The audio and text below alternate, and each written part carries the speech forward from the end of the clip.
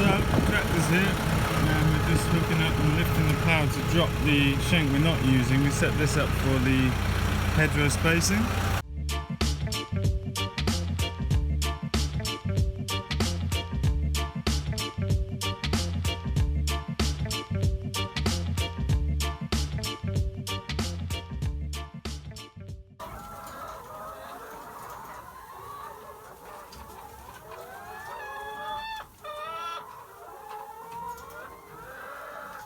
Morning turkeys.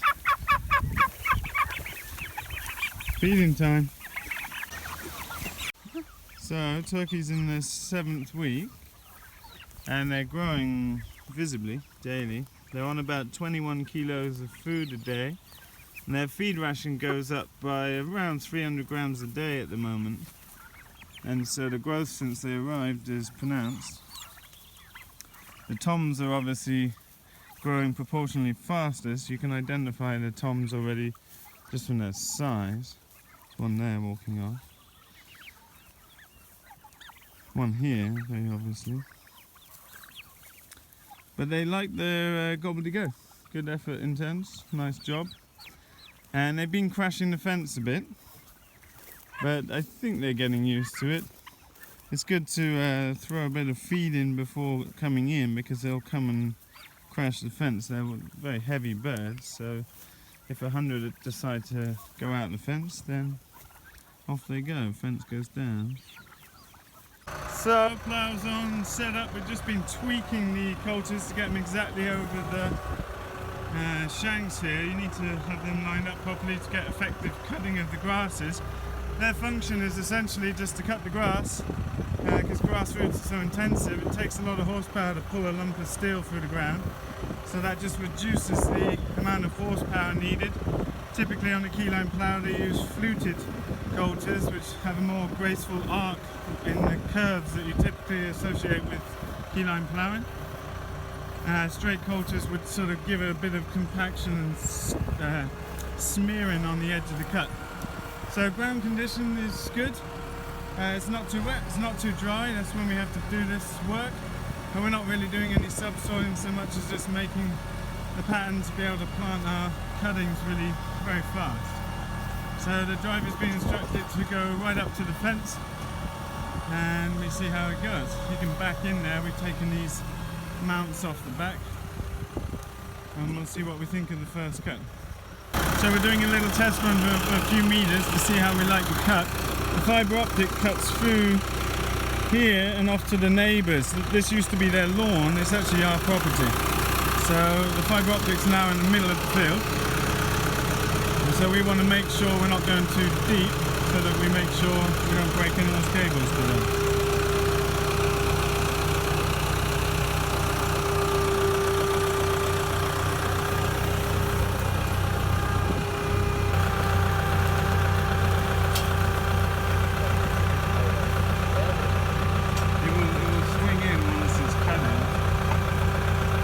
Now it's sitting on the depth wheel.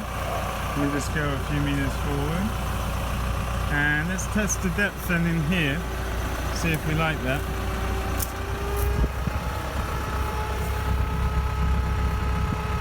What's that? 30 centimeters. 30? Yeah. So let's lift it up. We lifted up a couple of notches.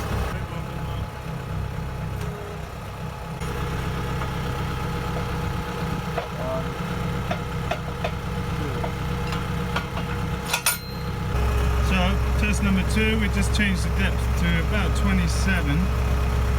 Now it was cutting about 30. And we just tweaked the coulter in line again, because the hubs on the coulters were slightly different heights. So the left one wasn't cutting very well. Let's see if it's any better now. So the coulters are still off, which is giving us a chunky cut. But we're putting a cutting down in there. That deep, so it's perfect for planting. It will be instant planting. We're not subsoiling, we're just getting ready to plant cuttings, so it really doesn't matter. You can see how it heaves here. I think the angle is wrong.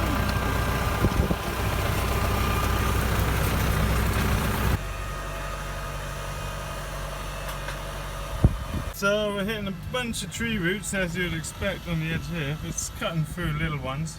But if you hit any big roots, it starts to pick up the soil like you see there. So if it's too big, we just lift out and lift up over it. I think he's got one there. And then we can just tuck the soil back down. Obviously this wouldn't be good if we were subsoiling past it. It's too lumpy leaving the ground like that. It sort of defies the point of what we're trying to do. But we're just trying to get in the cuttings, so it's really not an issue. This is an area that won't be you know, used as pasture anymore. It'll be a rapid growing windbreak. So not the cleanest job compared to when we've done this in the pasture, but not bad. It's going to be perfect for putting in these cuttings, and that's just a nice 27cm hole, perfect for our 50cm cuttings. Okay, so at the top of the side of that field, we've already got a windbreak up here.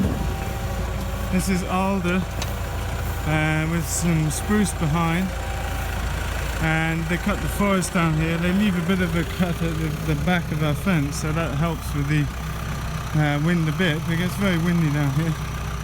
It's little spruce in the background you can't just make out, but the alders are popping up. And then we're going to do the willow down the side here, and then in front of the houses, but we will keep that pruned nice and short.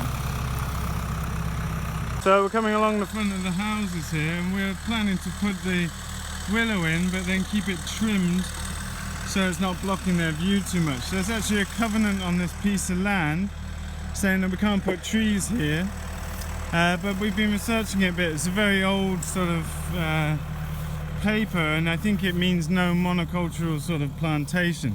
We put in nut trees, so we're hoping to have a like open savanna planting here with pecan and walnuts and chestnut, etc. So that's all the little posts you see in the field here. Some good growth on some of the trees this year.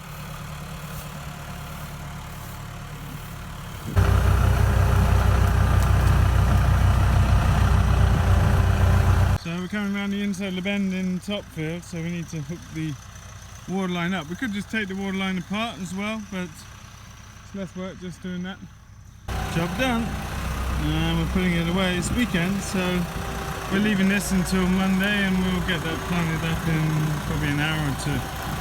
And maybe we'll keep an eye on it for the first week, see how the weather goes. It looks like we'll get a bit of rain later in the weekend, so I don't expect to have to water anything, and they're deep enough that they'll stay moist and covered anyway. So all done and chopped the plough up. This is really what makes the Yarman's plough work. These little toes are sitting at about 22 degrees, so it's not got a flat bottom like many subsoilers do that just smears the soil. It's just this little tip and the wings and the front edge that are in contact with the soil.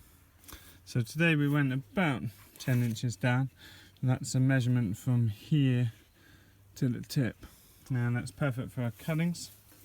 Didn't break any pins. This is the shear pins that you put in 18mm mild steel. It's got about 4 ton braking force, and that if you hit a big rock it will snap the shear pin, and you don't need to undo the bolts in the field. You drive a wedge pin in here, it lines up the hole, and you see there's holes in the frame here or in the coulter assembly, so you can just pop a new braking pin in there, and that protects the expensive cast shank.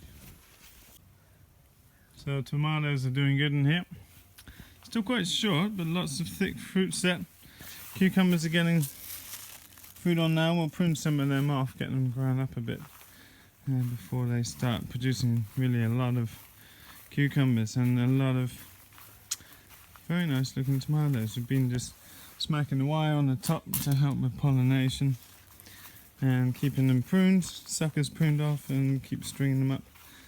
But very robust plants, a bit shorter than I would imagine before the fruit set begins, but looking great. So the peas have really shot up now. We're taking the first of the snap peas off.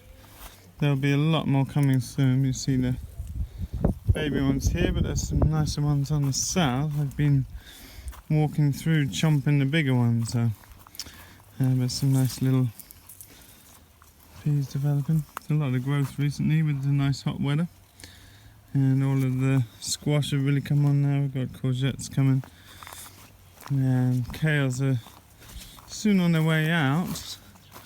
More broccoli is developing here, and some nice head broccoli in there.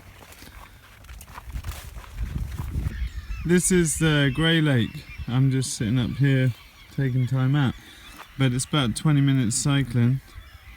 There's one little summer house up here, but there's no one there, and there's some ruined houses a bit further up. I can't remember how far, but it might even be 10 minutes that way. There's a little road up here that you go along, and there's some abandoned house. That's beautiful up here. Well, it's now 9:30 and I've been out fishing this evening, just taking some space from the farm. Got some beautiful salmon from the river.